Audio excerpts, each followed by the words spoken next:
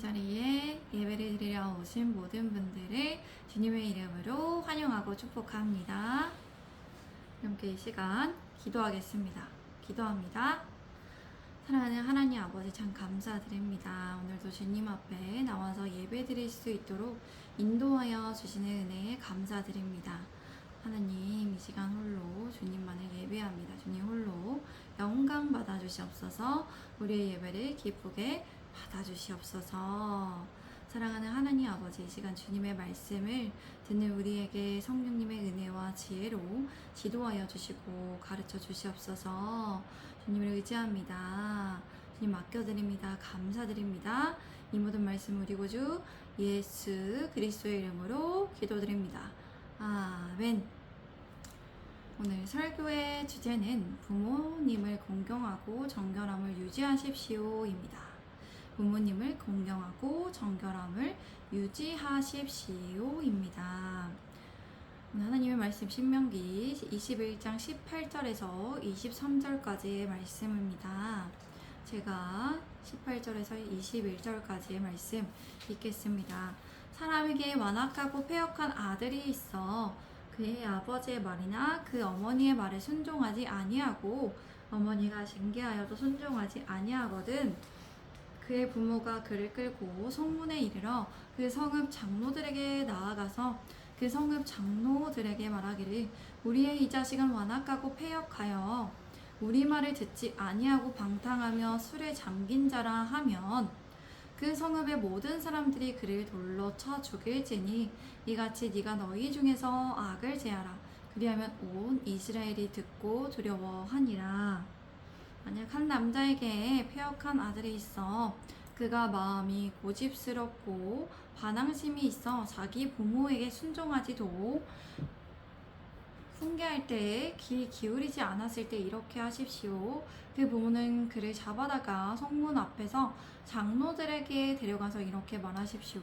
이 아이는 우리 아들입니다. 그런데 마음이 고집스럽고 반항적입니다. 우리에게 순종하지 않습니다. 방탕한 데에다가 술꾼입니다. 그러면 그 성의 모든 남자들은 그를 돌로 쳐 죽이도록 하십시오. 이렇게 하여 여러분은 그런 악한 사람들을 여러분 가운데에서 제거하십시오. 그러면 온 이스라엘이 그 말을 듣고 두려워할 것입니다. 이스라엘에 어떤 남자에게 패역한 아들이 있을 수 있습니다.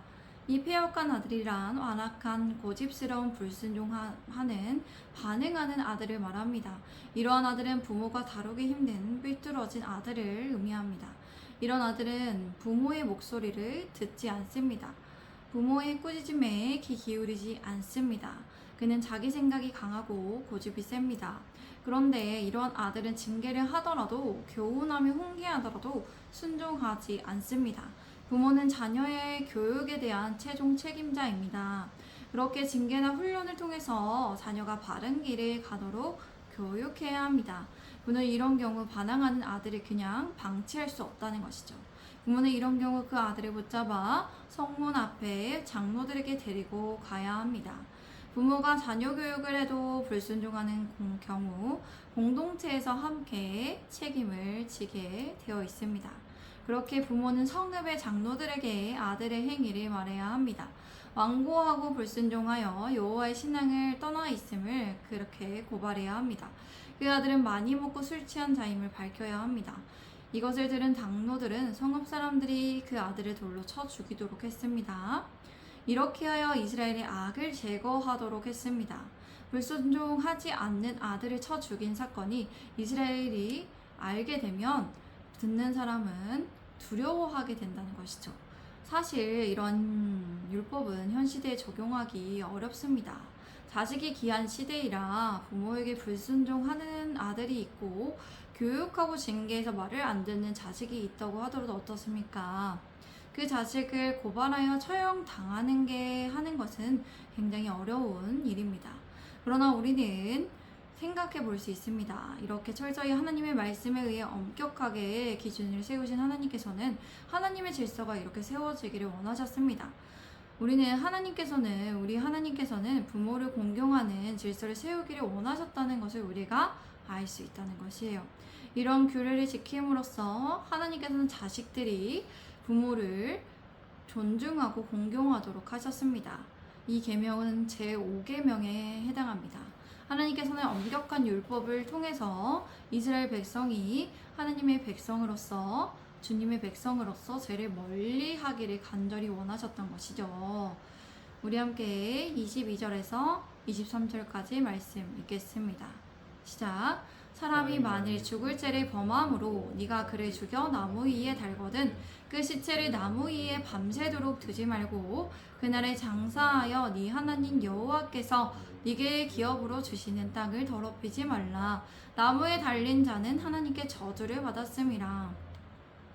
만약 한 사람이 죽을 죄를 지어서 죽임을 당해 몸이 나무에 매달렸다면 여러분은 그 시체를 나무 위에 밤새도록 두지 마십시오. 여러분은 반드시 바로 그날에 그를 묻어 주어 장사하십시오. 누구든지 나무에 달린 사람은 하나님의 저주 아래에 있기 때문입니다.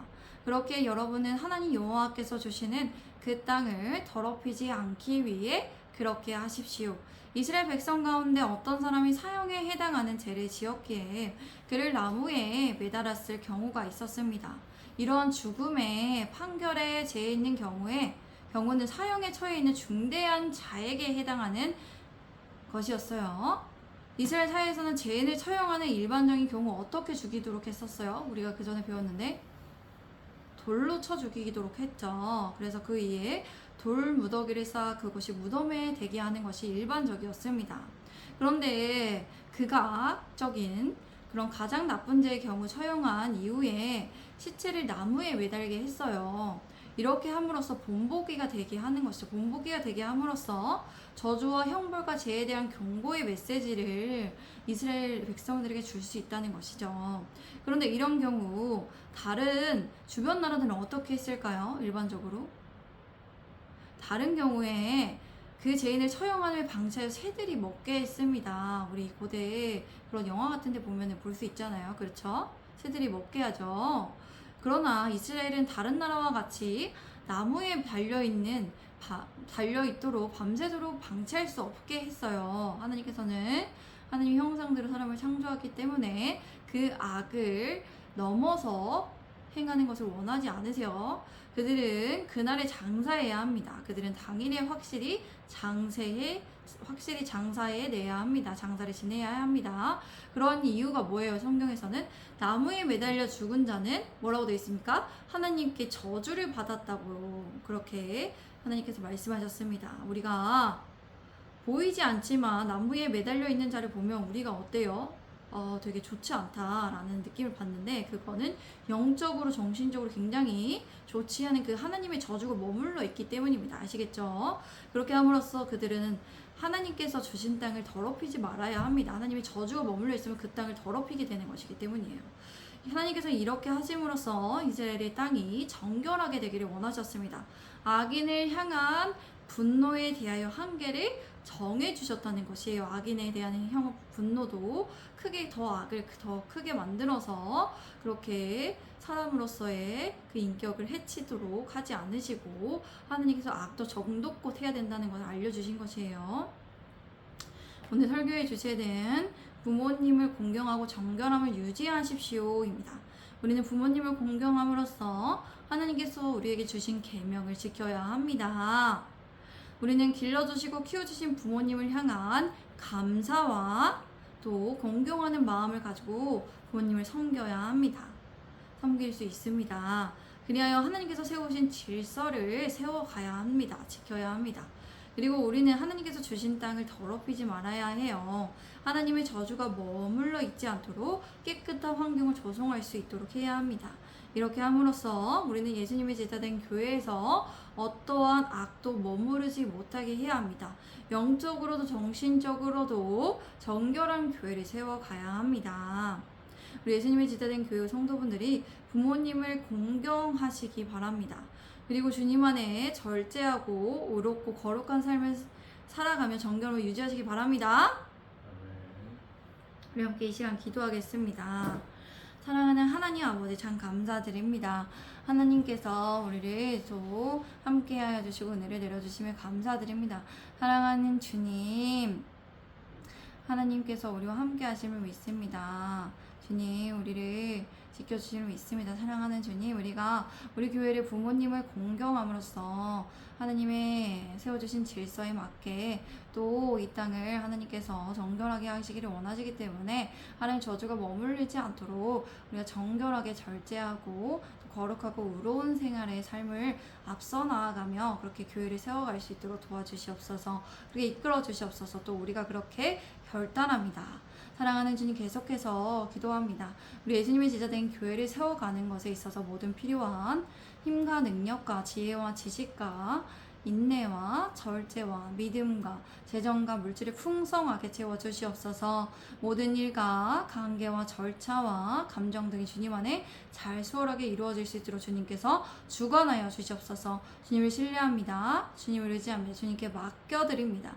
사랑합니다. 주님 감사드립니다. 이 모든 말씀 우리 구주 예수 그리스도의 이름으로 기도드립니다. 아멘. 하나님께 영광의 박수 올려드립니다. 하나님 홀로 영광 받아주시옵소서. 아멘. 감사합니다. 예배를 마쳤습니다. 함께 해주셔서 감사합니다. 샬롬.